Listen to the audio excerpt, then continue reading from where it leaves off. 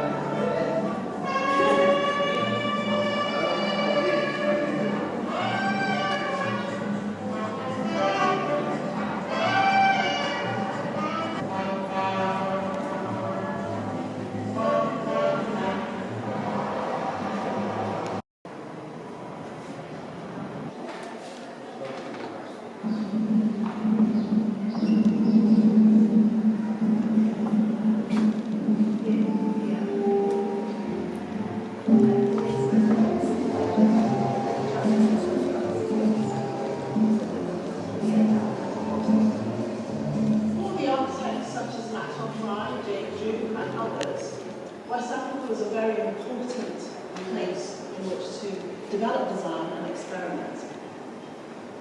And that was because West Africa was relatively close. You could get onto a mailboat from Liverpool or Southampton and get to Lagos or Accra in about 10 to 11 days.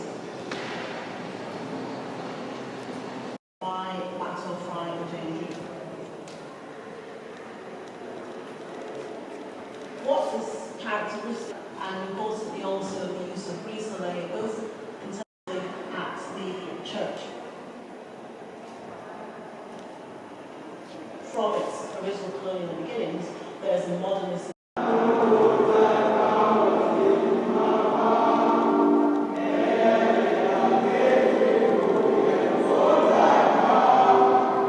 Department of Tropical Studies was formed after the Second World War at the Architectural Association.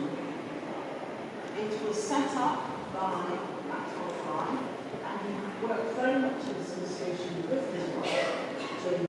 Travels nearly vertically across the heaven, and the sun is very fierce. But the next one is humidity, and this is much more difficult to deal with, and a very great problem.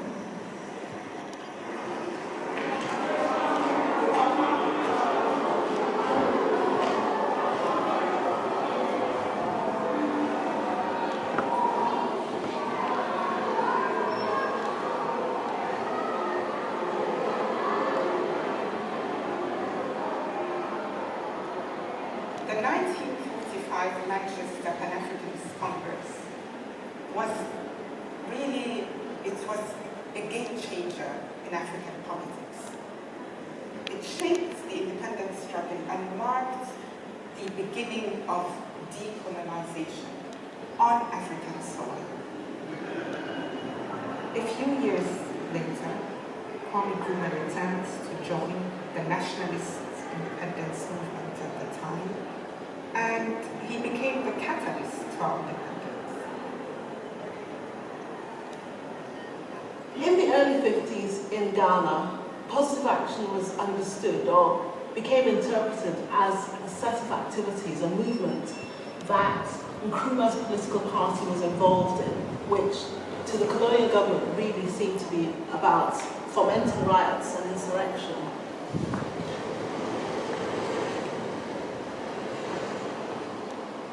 The community centre, designed by Fry and Drew in Accra, could be seen as a tool of pacification with goodwill to have funded the design of this community centre.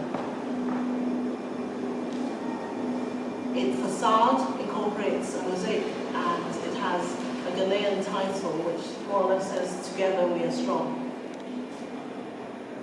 Our enemies are many, and they stand ready to pounce upon and exploit our every weakness. If we find the methods used by others are suitable to our social environment, we shall adopt or adapt them. this mid-20th century is Africa's.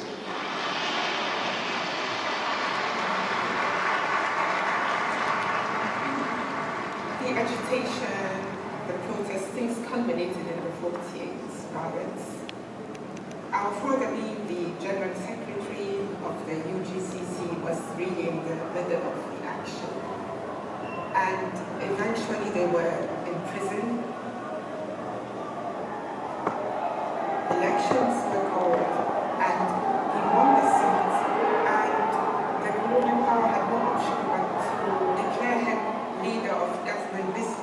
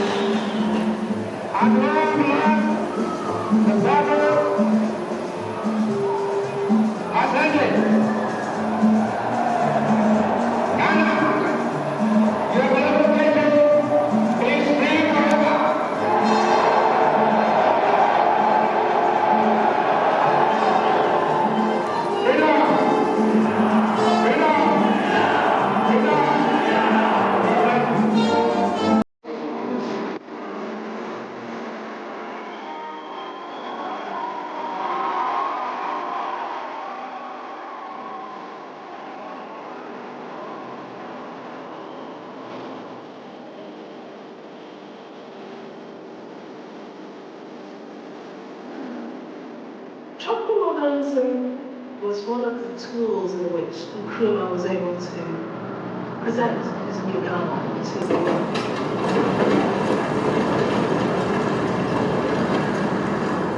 In the post-independence era, Ghana is in the middle of a major development push. The architecture in Ghana was not only dependent on British architects. Architects were being employed from Eastern Europe, Israel, and even parts of China.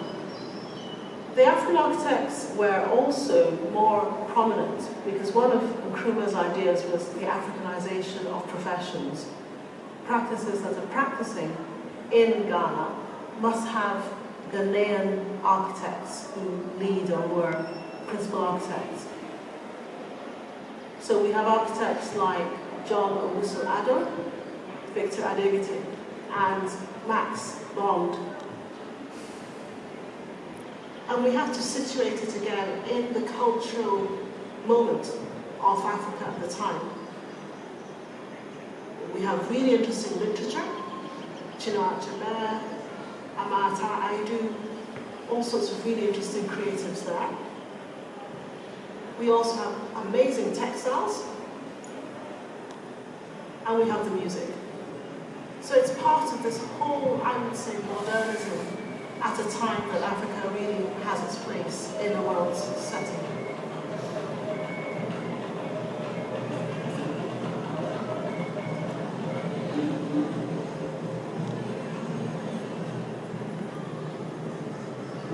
Political independence was not separate from unity, the unity of all Africans everywhere, not just on the continent. Hence his famous statement, the independence of Ghana is meaningless unless it is linked up with the total liberation of Africa. So independence and unity were his life work, his vision.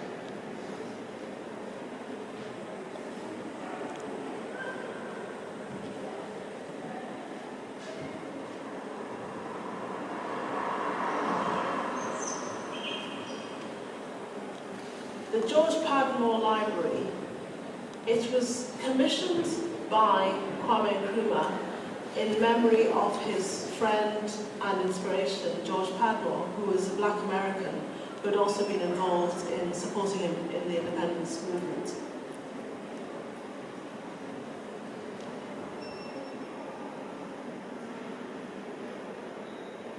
Pan-Africanism, as understood, is very closely associated with Kwame Nkrumah. So he went to the US, came to the UK, and he came to contact with a number of black African philosophers who were also thinking about how Africa could reunite and the strength and the potentials of Africa could be realized through this unification or this coming together.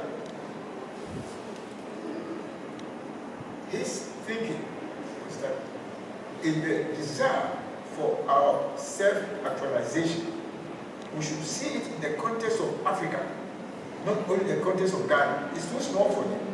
He was thinking that the potentials of Ghana could only be reached if we see our strength in the totality of Africa.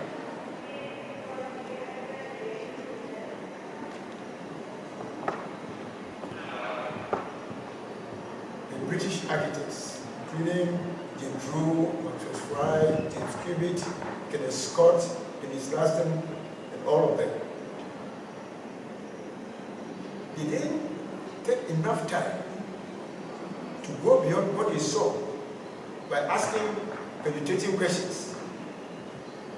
A building from Ghana must show the evidence that it's Ghanaian, because it's from within the context of Ghana. The people's culture, their economy, their circumstances, and everything, but it's reflected in the buildings. All these things have very deep psychological and spiritual significance, which the British architects did not take time to understand.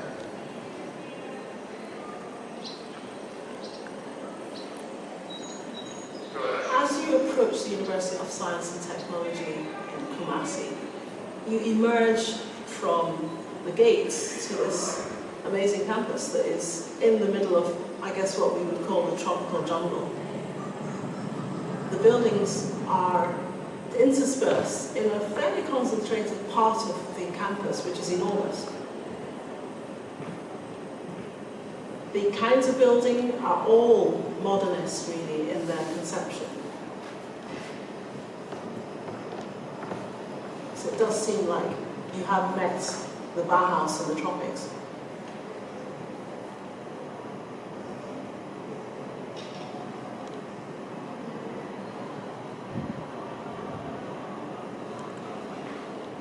Coming from Accra, I was exposed to the colonial architecture, the old forts and castles and the traditional buildings. I got to a KUSC campus. I was expecting a huge village. Wow, it was a city within the forest. I was amazed to see the new house of residence. It was a fantastic experience for me growing up in that environment.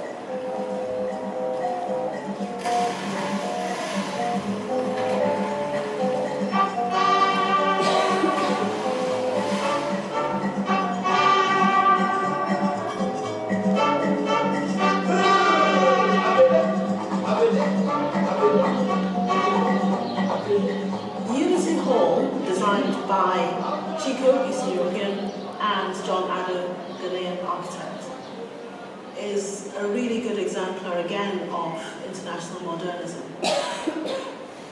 It's about an 8 to 10 story high building, typically again built with a concrete frame on pilotis, which houses male accommodation for the university students.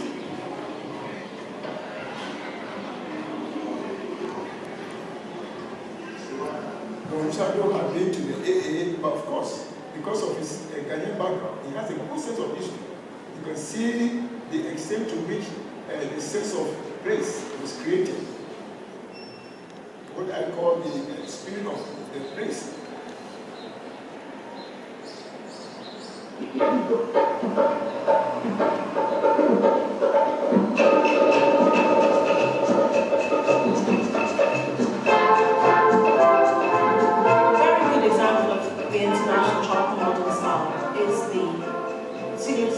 Clubhouse, designed by John Addo and Chico.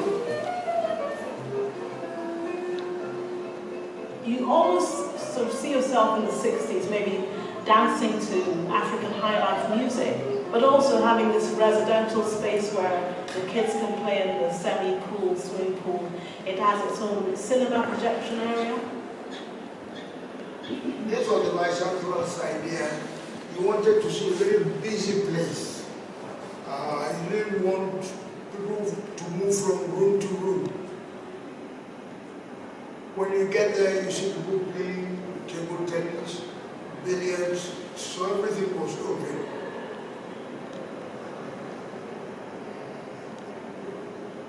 I tell you, it was very, very, very successful. Busy at lunchtime and very busy at night. It was a joy to be there.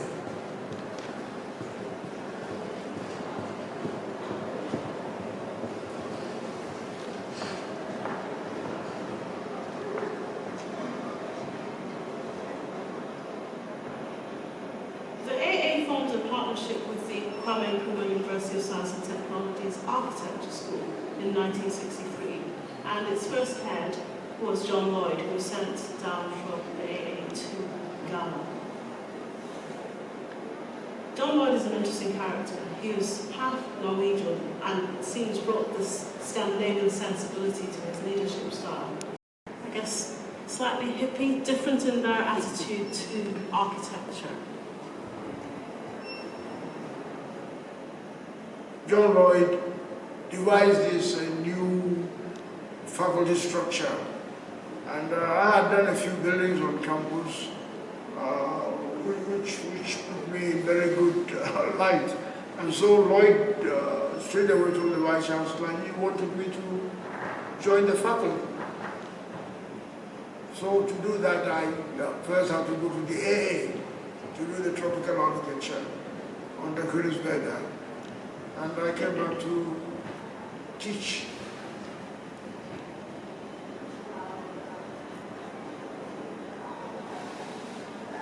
John Lloyd started a very different approach to architecture as he started his headship at KNUST Architecture School.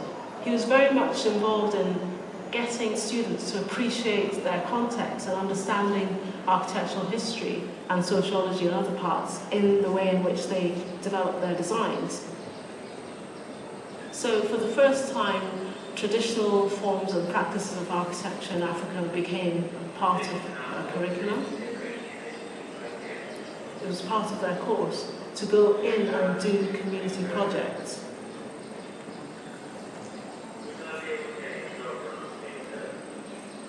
My time at the School of Architecture coincided with the time of the restoration of the program. These programs brought teachers from the AA School of Architecture to Kumasi and otherwise. And I remember when I was in my second year, the whole faculty, staff and students were sent to the AA for 6 weeks. It was my first time ever of going outside the country. It was the opportunity to be at the AA, to participate in the activities. To see a very informal way of doing things. People were wearing loose shirts, long hairs at that time, but you could see that these are very serious people doing creative work.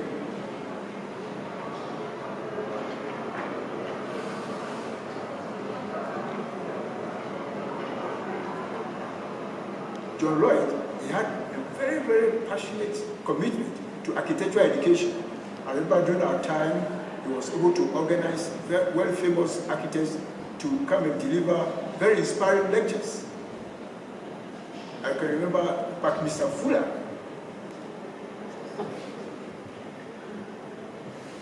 We had a series of lectures from Bucky Fuller. I didn't understand much of it. And, using Mr. Fuller's theories, we put what he had taught into practice, using very thin aluminum sheets to do a dome, which we presented at the first Ghana Trade Fair.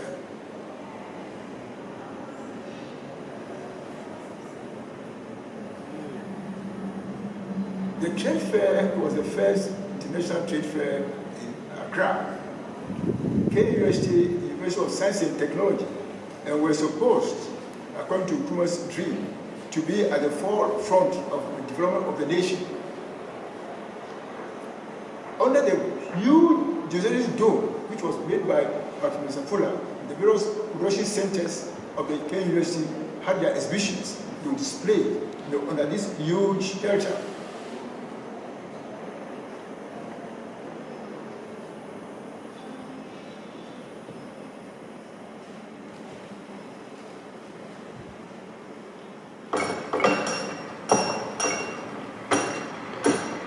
In 1966, Kwame Nkrumah's government was overthrown. The storm was gathering some years before. Even though we gained political independence, we were struggling to gain economic independence. And our fathers' thrust for